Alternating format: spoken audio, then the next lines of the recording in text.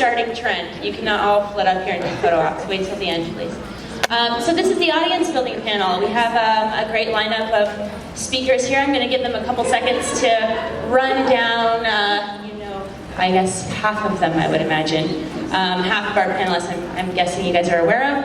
But we'll be talking about how to launch your YouTube presence, how to build your audience, like what are best practices, how do you build a channel to 3 million, start back at 0 again, and do that all again in 24 hours. That's super easy to do.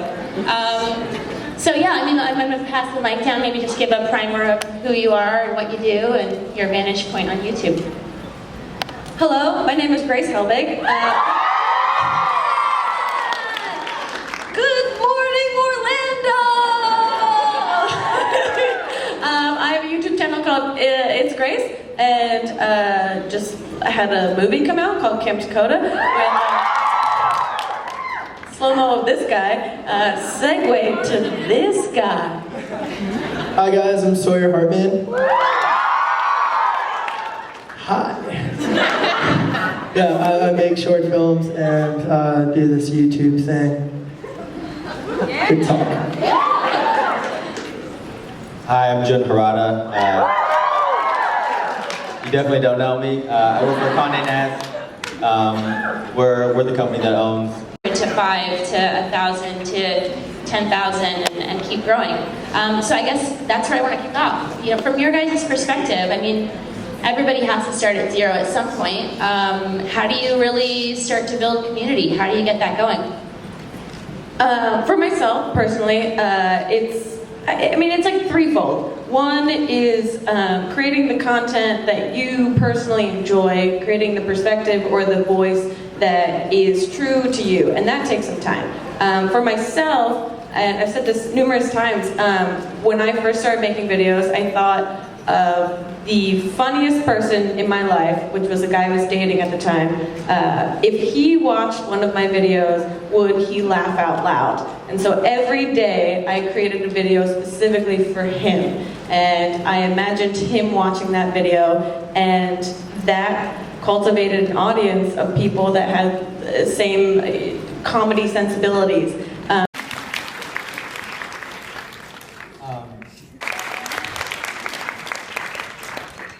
think for me, I look at YouTube a little bit. So I wanted to get back. What are some little things you can do? Little sprinkles of stuff you can do to help build your audience? What are sprinkles that you could do to build your audience? That's just so everybody heard that question. Jimmies, yeah. Okay, I'll give you the answer that is, I think, like the textbook answer that I don't do at all whatsoever, but I should do. Call to action. Asking people to subscribe, asking people to leave comments, to see tomorrow, asking on Twitter, asking on Facebook, whatever it is, just making the audience feel like this is a two-way conversation. YouTube is such an intimate medium. It's just you and I, right here, having a conversation, except there's 2 computer screens between us. So you really want to make your audience feel like you're listening, you see them, you engage with them, you love them, and you appreciate them. Or love in a platonic way, because I don't know you. Yeah, that would be my jimmies. We'll take a second for the clap. But to answer your question, exactly what you're doing. I want to answer your question by talking about what is probably the most daunting and scary word in all of YouTube, the algorithm. Yeah, and it's the thing that you need to think about, just to understand in the world of YouTube today, and not the world of YouTube 2, 3, 4 years ago, is what that means. And when you're growing a video with literally thousands of annotations clicking at different times, going back and forth, and it's incredible what you can do with that. And all of that feeds into the sort of algorithmic beast where, think about how you can get people later at the end. Because it's an auto-playing experience, and you can really program out 4, 5, 6, 7 pieces of content. It doesn't even have to be a public playlist. It can be an unlisted one that you only see if you've clicked on it from Facebook or Twitter or something like that. So really look at the tool sets that. All right, is this a real question or just a vigorous friend who's, okay, yeah. Go ahead.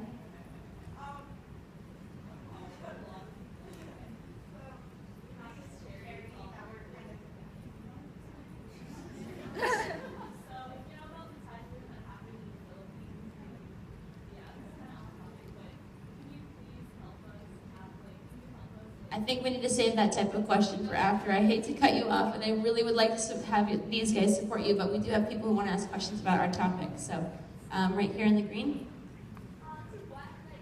What would you say was like the average time spent editing videos? I know for the whoever's most are there certain things maybe we should not edit out necessarily, or what would be the average time? So, average time that you're editing your video, or start to finish, let's say, concept to finish, and then how do you make the editorial decision of what to edit out? And then I have an add-on to that is if you could make an investment into one piece of equipment, which one would you add? So I'm gonna go, let's start on this side. You can watch the content. No, it's, yeah, yes. But the thing, and I actually come from a filmmaking background, and that's what I thought I was going to do. And That's true, that's true. I've seen makeup how-tos done on an iPhone, like, that was kind of wild. And that was for effect.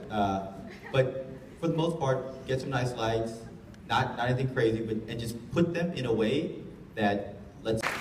Yeah, deadlines. I know so many film school students where I'm like, so how's that short film you were working on last year? He's like, still editing. So yeah, I think deadlines are a huge part. But to answer your question more directly, it takes me about 3 hours to edit a challenge, start to finish. But you know, like Strangers, I spent 6 days, 17 hours a day, and the last 3 I didn't sleep. I wouldn't recommend that to anyone. But yeah, I mean, like, I melted my computer and then had to have my friend bring up his computer and edited it in my kitchen. Like, so I mean, like, it'll take as you know, it really varies on the project. But yeah, I'm sure you're more like kind of specifically talking about vlogs, right? Are you talking more about like vlogs than short? Yeah. Then, okay, then yeah, I mean, a little piece of advice would be just cut, like, you know in iMovie you can see the audio spikes? Just cut out the dead space. Like, cut out where you're like breathing, you know what I mean? Like, but, that being said, though, if you cut out all the dead spaces of audio and you leave one, make sure it's for a purpose, right? So like, if all my videos like, hey, wow, I'm like, just boom, boom, boom, boom, boom, and then at the end I'm like, yeah, like it was for comedic purpose. Like, it just make sure it's for something. And then yeah, like piece of equipment, even more so, lights are important, but I don't film at night. YouTube's a very, if you notice, so if you watch, you know, like, yeah, right, I don't film at night. If you watch like YouTube, like Marcus or Alfie or like a lot of vloggers, like, but no, like, it's always, the videos that tend to like keep your attention are really bright videos and almost a little overexposed. You know what I'm saying, Chris? You know what I'm saying? But yeah, I would say get a good lens. That's it, and sit in front of a window, right in front of a big ass window. Excuse my language. I'm sorry. Sit in front of a window. Best advice you'll ever get. But you know, like the blurred out backgrounds in a lot of people's videos. A lot of people spend a lot of money trying to get a camera to achieve that look, and it's all in the lens. Yeah. Excellent answers, everyone. So we have about, I'm going to extend this panel a little long, so we have about like 7 or 8 more minutes. So on this next round of questions, guys, rapid fire, like quick answer, quick question, quick answer, quick question, quick answer. So let's go here, Black. So I feel like YouTube is kind of seen as the red-headed stepchild from seen by traditional media. And I know there's some shows on traditional media like Annoying Orange and Fred. And the They're collected digital property. travel over to go watch those shows. And Grace, you've had a new channel, only like 1 million or whatever follow you. And then your audience according to Camp Dakota. And when, I'm saying when, not if, your show gets launched on E, and your audience follows you, do you think that'll help traditional media to see the YouTube community and take it more seriously? So I don't know if everybody heard that, just a quick rundown. YouTube, lots of transition from YouTube to traditional. Talent ends up being followed from YouTube to traditional. Will that ever result in YouTube being taken more seriously? Okay, quick anecdote. When I first started in the comedy world of comedy, I was doing improv comedy and I was also doing YouTube videos, and I thought YouTube was my secret, private, embarrassing life that I had. And I didn't want anyone on my improv team to know about it. And one time during a show, a girl sat in the front row and she was wearing a You've Been Hazed shirt. And they announced us, we ran out on stage, and I was like, oh shit! My private life is now into my cool, gritty comedy world. Oh no! And I had like this really weird complex. Like everyone on my improv team was like, why did that girl want to take a photo with you? Blah, blah. I was like, so I make web videos as a thing. And I had this like weird thing of like, what's the real media? What's the real goal to chase? And YouTube was like my fun hobby thing, like I told you before, that became the awesome thing. And I had this like power shift when I realized that like, oh, it took me so long to try and get 100 people to sit in the People's Improv Theater in New York to watch our improv show, but I could post a video of me chewing gum like an idiot and get 100 people to watch it online. And that really was like such a change for me. And traditional media, I don't know what's gonna happen with traditional media meeting new media, but for myself, I do wanna take new media to traditional media because why not? There's a whole audience out there that maybe doesn't know about YouTube that might like it, and maybe they won't. But in this course of like this crossroads of TV and film and internet, why not? That's what I say. Vodka. Just being there to have me make content for. On every different platform is has all my YouTube videos. You can go to my YouTube for that. I want my Tumblr to be a place that you come to and you're like, oh, this is something different. And I want my Twitter to be a place where it's like, I should write more jokes, and I haven't. I will, trust me. I have a mustard joke in my brain that will get out there later today. But you want everyone to, I want my Instagram to not just be uploaded to my Tumblr all the time. I want my Twitter to feel different. You want every single platform to feel different, that there are people that are following me on Twitter that don't follow me on YouTube for different reasons. You host a different party on every platform, but have fun.